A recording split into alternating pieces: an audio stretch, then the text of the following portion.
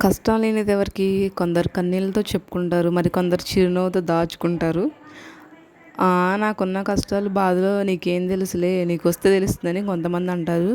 అది చాలా తప్పు. మన కష్టాలు బాధలు ఎదుటివారికి రావాలని మనం మాటల్లో అయినా సరే అనుకోకూడదు. ఎందుకంటే ఎవరికి ఎలా రాసుంటే అది తప్పదు. కానీ ఎన్ని కష్టాలు వచ్చినా బాధలు వచ్చినా స్ట్రాంగ్గా తట్టుకొని నిలబడితేనే మన జీవితానికి ఒక అర్థం ఉంటుంది.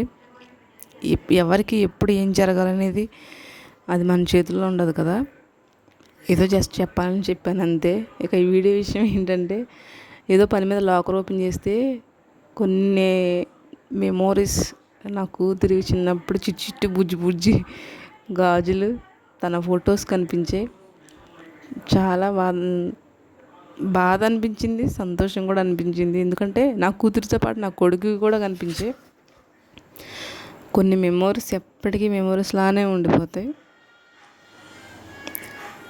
కొన్ని సంతోషాన్ని ఇస్తే, కొన్ని మాత్రం చాలా బాధనే మిగులుస్తాయి.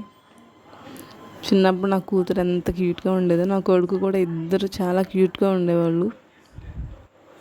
భలే అనిపిస్తుంది చిన్నప్పుడు బుజ్జి బుజ్జి అవన్నీ చూస్తే.